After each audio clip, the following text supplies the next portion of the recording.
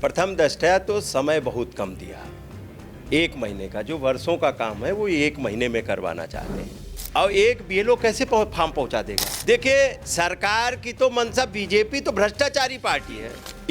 इन्होंने कोई इलेक्शन जो जीते हैं, क्या जनता ने जिताया इनको? 22 का भी चुनाव जनता ने नहीं जिताया था। ये बेईमानी से इनकी सरकार बनी हुई है। ये एसआईआर के माध्यम से हमारे पार्टी लाइन के वोटरों के वोट कटवाना चाहते हैं। कई जगह के वीडियो आ रहे हैं जिनमें उनके माता पिता परिवार के लोगों ने आरोप लगाया कि इनको प्रेशर दिया जा रहा था कि आप जाति और धर्म देख के वोट काट दो, जिससे ध्यान हटा दें। ये ध्यान हटाने की मशीन है बीजेपी। नोटबंदी में लाइन में लगवाया, उसका क्या निकला नतीजा? कोई नतीजा नहीं निकला। आपने अभी आधार में लाइन में लगाया, आधार आपने 0 कर दिया, क्योंकि और लोगों को उन्हीं से उम्मीद है इस बीजेपी को हटाएंगे। हम अपने कार्यकर्ता नेताओं से सभी से कहेंगे, एक भी फार्म छूटने ना पाए। एक फार्म, एक मतदाता अपना अपना एसआईआर का फार्म भरे। कौन क्या कह रहा है उस पर मत जाएं। आयोग और सरकार, अब आयोग कहीं अलग तो दिखता नहीं।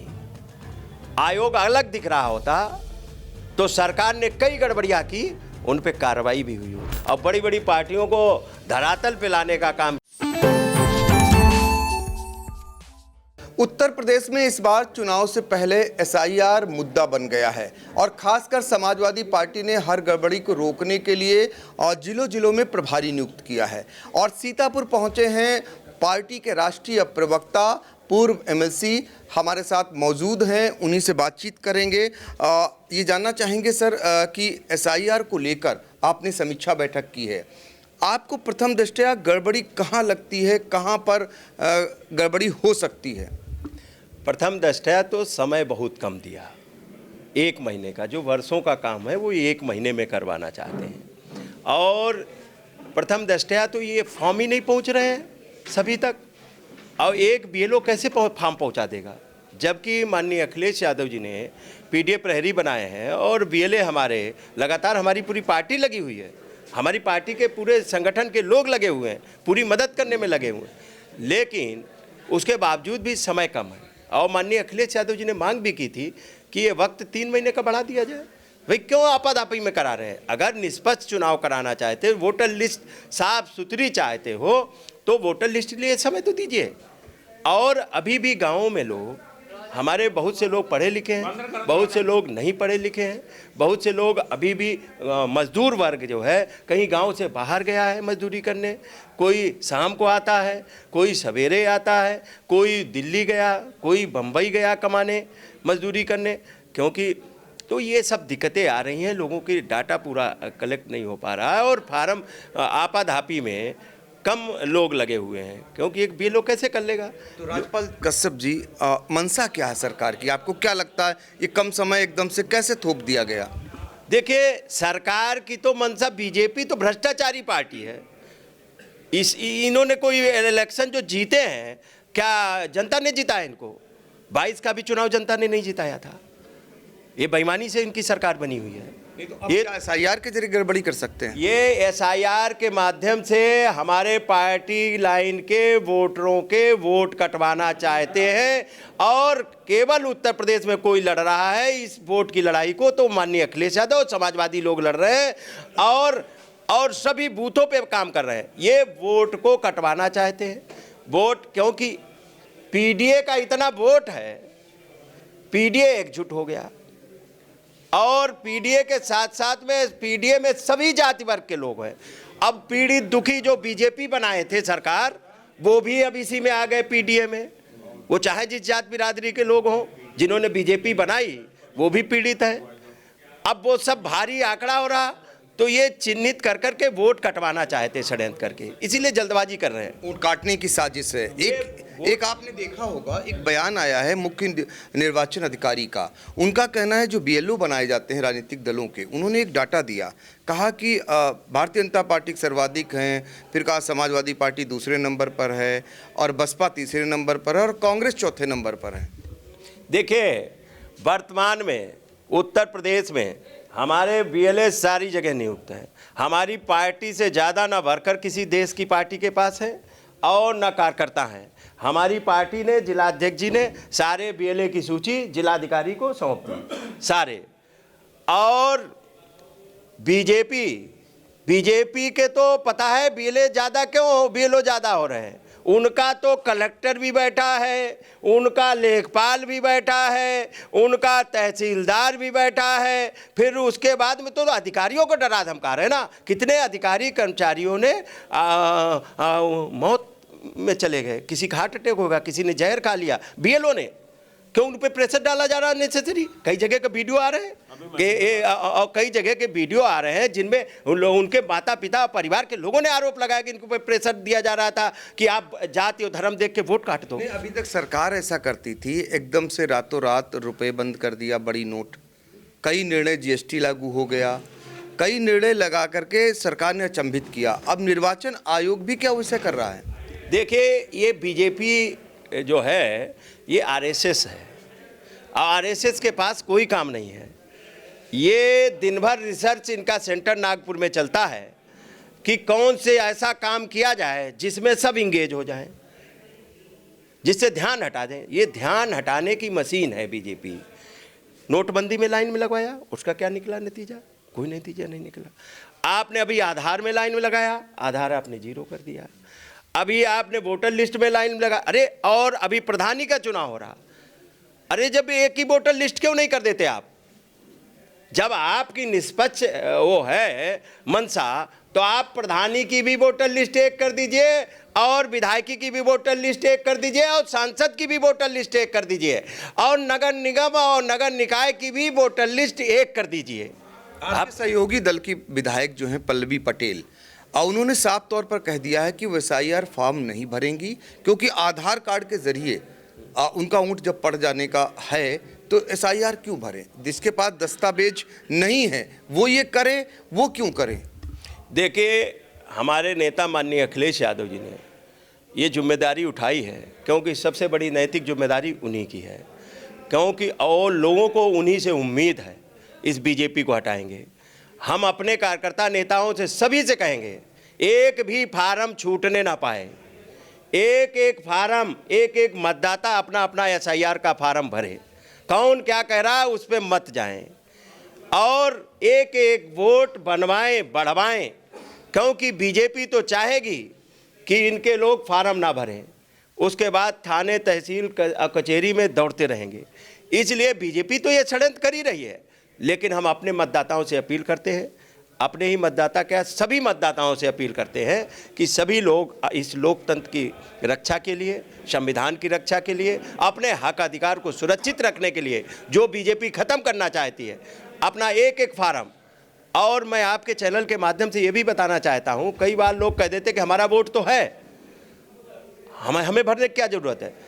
जिनका भी वोट है 2025 की लिस्ट में, उन सभी लोगों को अपना एसआईआर फॉर्म भरना है और कोई डॉक्यूमेंट नहीं देना है जिनका 2003 की भी लिस्ट में है। केवल आपको जानकारी भरनी है। और भी कोई दिक्कत हो रही है तो वो हमारे बीएलओ से संपर्क कर ले, बीएलए से संपर्क कर लें, और कोई दिक्कत परेशानी होती है तो हमारे जिला कार्यालयों पे संपर्क करें। जिसका वोट नहीं बन रहा होगा उसका वोट बनवाने के लिए हमारे पार्टी के लोग और हमारे पार्टी के पीडीए प्रहरी सब वोट बनवाने का काम करेंगे। राजपाल कश्यप जी, आपको भी राजनीति क्षेत्र में काफ़ी समय हो गया। अभी तक पार्टियाँ जिले में प्रभारी नियुक्त करती थी पार्टी के लिए, या जब मंत्री बन जाते थे तो जिले के प्रभारी बनते थे, लेकिन एसआईआर प्रभारी आपको लगता नहीं ये पहली बार ये नियुक्ति हुई तो जब बीएलओ हैं वो तक ऐसा कदम उठा ले रहे हैं, उन्हें प्रशिक्षित नहीं किया गया, आपको प्रशिक्षण देकर भेजा गया है, क्या क्या देखने के लिए जिलों में? देखिए, हमारी पार्टी ने समय समय पे, हमारी पार्टी बिल्कुल सजग है और पार्टी ने हम लोगों को बुलाया था और बाकायदा प्रशिक्षित करके भेजा है। हाँ, ये बात ज़रूर है कि सरकार के लोगों ने सरकारी बीएलओ को कोई प्रशिक्षण नहीं दिया। मैं बहुत से बीएलओ से मिला हूँ कि कोई प्रशिक्षण दिया गया, नहीं दिया गया। ये सरकार, जबकि इतना बड़ा तंत्र है, सरकार ने कोई प्रशिक्षण नहीं दिया और न प्रशिक्षित किया उनको। तो जब प्रशिक्षित नहीं किया, वो आधे बीएलओ फार्म तो वही गड़बड़ भर रहे हैं। बीएलओ ही गड़बड़ भर रहे हैं, आधे भर के तहसील में आनन फानन मंगा लिए जा रहे हैं, डंप हो जा रहे हैं। कई जगह लोगों के फार्म आज तक नहीं पहुंचे हुए। फीडिंग कितनी तक हो चुकी है आपके मुताबिक? फीडिंग जो सरकारी आंकड़ा दिया जा रहा है, कहीं 60%, कहीं 65%, अलग अलग विधानसभाओं में अलग अलग है। लेकिन कई जगह जो फीडिंग हुई है, मुझे जो शिकायतें मिली हैं, ये सी कैटेगरी में डाल दे रहे हैं। ये सरकार आनन फानन में लोगों के आंकड़े बढ़ाने के लिए, और उसमें क्या करेगी, वो फार्म में एक कॉलम भरेगी और सब खाली छोड़ देगी, या 3rd नंबर में डाल देगी सी ग्रेड में। सी ग्रेड में कागज मांगे जाएंगे। वो लोग अपना झंझट हटाने के लिए सरकार के अधिकारी कर्मचारी इतने प्रेशर में हैं, क्योंकि उनको न ट्रेनिंग दी गई, न सुविधाएं दी गई, न जितने आदमी को ज़रूरत है बीएलओ के साथ में उतने पर्याप्त लोग दिए गए। तो ये सब दिक्कतें आ रही हैं, लेकिन सरकार को कोई लेना देना नहीं। आयोग कर रहा, सरकार कर रहा है? आयोग और सरकार, अब आयोग कहीं अलग तो दिखता नहीं। आयोग अलग दिख रहा होता तो सरकार ने कई गड़बड़ियां की, उन पे कार्रवाई भी हुई होती। आयोग अलग दिख रहा होता, निर्वाचन आयोग का इकबाल हुआ करता था। हम लोगों को याद है, हम लोग मिनिस्टर होते हुए भी बाई इलेक्शन कहीं होता था तो भी निर्वाचन आयोग से, ऑब्जर्वर से डरते थे। आज ऑब्जर्वर से कहाँ डर है? बीजेपी के कार्यालयों में ऑब्जर्वर चल रहे हैं। अब ऑब्जर्वर का कोई इकबाल बचा क्या? अच्छा, आप लोगों ने इतनी आवाज़ बुलंद की, 7 दिन का समय आयोग ने बढ़ा दिया, ये क्या पर्याप्त है? नहीं, पर्याप्त नहीं है। हमारे नेता माननीय अखिलेश यादव जी ने पहले ही कह दिया था कि 7 दिन का नहीं, ये तो 7 दिन अभी जो माननीय अखिलेश यादव जी ने और पार्टी ने बड़ा प्रेशर बनाया, बड़ा लिखा पड़ी हुई, उसके बाद में 7 दिन बढ़ाया, लेकिन 3 महीने का मांग किया, कम से कम 3 महीने बढ़ाया जाए। और जिस तरीके से 3 महीने में कम से कम निष्पक्ष पारदर्शी सूची बन जाए, समय बढ़ना चाहिए। और अगर निर्वाचन आयोग को लगता है कि 3 महीने नहीं बढ़ना चाहिए, 7 दिन बढ़ना चाहिए, तो मैं निर्वाचन आयोग से आपके चैनल के माध्यम से अपील करता हूं, इलेक्शन कमीशन ऑफ इंडिया के वो अपना पद हटा के किसी गांव में एक बूथ की सूची लेके एसआईआर करने चले जाएं तो पता लग जाएगा। और यहाँ के कलेक्टर साहब अपना कलेक्टर का पोस्ट हटा के और चले जाएं एसआईआर करने, वोटर लिस्ट लेके, एक दिन में ही पता लग जाएगा कितने दिन की ज़रूरत है, कितने वक्त की ज़रूरत है, क्या दिक्कतें आ रही हैं। ये बैठ के कमरों में बैठ के जो रणनीति बनाई जा रही है और आरएसएस के इशारे पे जो निर्वाचन आयोग चल रहा है और कलेक्टर कप्तान चल रहे हैं, तो ये गलत है। आखिरी मेरा सवाल, जब सरकार पर आप इतने आरोप लगा रहे हैं कि गड़बड़ी की कर सकती है, गड़बड़ी की उसकी मंशा है, कैसे पार पाएंगे? बिहार का चुनाव हो गया, सारे चुनाव हो रहे, कहीं ना कहीं हतोत्साहित लोग नहीं हो रहे पार्टी के लोग? जब इतने सब कुछ करने में वो सफल हो जाएंगे, आप मुकाबला क्यों नहीं कर रहे उनसे? हम समाजवादियों ने, और समाजवादियों का चरित्र आप पढ़ लेना, बड़ी बड़ी पार्टियों का और बड़े बड़े नेताओं का और बड़ी बड़ी पार्टियों को धरातल पे लाने का काम किया है। और माननीय अखिलेश यादव जी ने जो रणनीति बनाई है, और माननीय अखिलेश यादव जी ने इसी बीजेपी को उत्तर प्रदेश में, जब बीजेपी कहती थी और टीवी चैनल कहते थे, कोई कहता था 5 सीटें आएंगी पार्लियामेंट, कोई कहता था 2 आएंगी, तो 43 सीटें समाजवादी पार्टी और इंडिया गठबंधन ने जीतने का काम किया। इसी उत्तर प्रदेश में मोदी के विजयी रथ को रोकने का काम किसी ने किया तो वो माननीय अखिलेश यादव जी ने किया है। और इनको कोई हटाएगा, वही 27 में माननीय अखिलेश यादव जी ही हटाएंगे। और बीजेपी की सरकार किसी कीमत पे हम कार्यकर्ता लोग लग के, और जो बीजेपी की नाकामियां हैं इसको जन जन तक पहुंचाने का काम करेंगे। और पीडीए प्रहरी बन के इनके कोई भी बेईमानी या भ्रष्टाचार को किसी बूथ पे हम लोग नहीं चलने देंगे और लड़ाई लड़ने का काम करेंगे।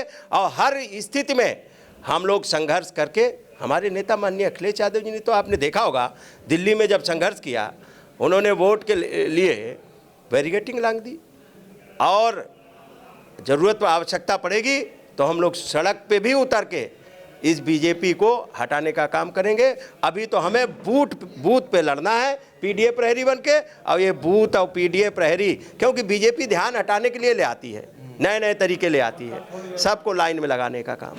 आधार कार्ड बेकार हो गया, आप आधार निराधार, अब ये वोटर कार्ड, अरे प्रधानी की भी एक कर दो, नगर पंचायत की भी एक कर दो तो और आसानी हो जाए।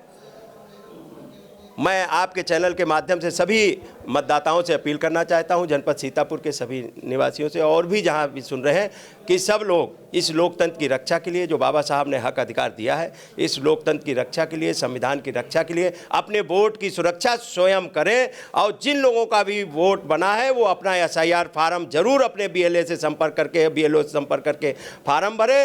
और जिसको कोई दिक्कत आती है वो समाजवादी पार्टी कार्यालय संपर्क करे, उसकी मदद पूरी समाजवादी पार्टी करने का काम करेगी।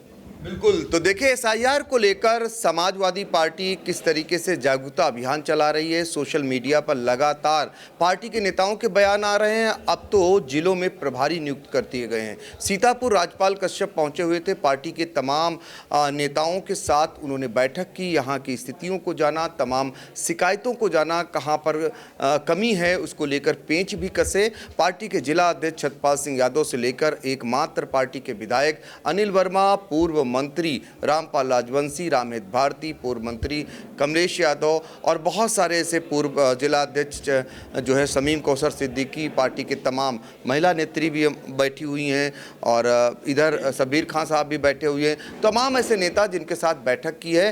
कुल मिलाकर के एक बड़ा मुकाबला समाजवादी पार्टी SIR को लेकर कर रही है और ये अपील कर रही है कि ये जीत ही आगे चलकर विधानसभा की जीत सुनिश्चित करेगी।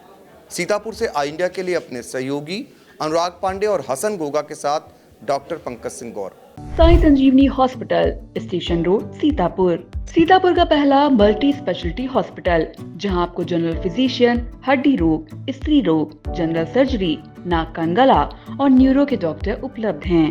साई संजीवनी में आयुष्मान कार्ड धारकों का मुफ्त इलाज और TPA कार्ड धारकों के लिए कैशलेस सुविधा उपलब्ध की गई है। हॉस्पिटल में ICU, वेंटिलेटर, बाईपैप व डायलिसिस की सुविधा भी उपलब्ध है। Sai Sanjivani hospital, station road, Sitapur.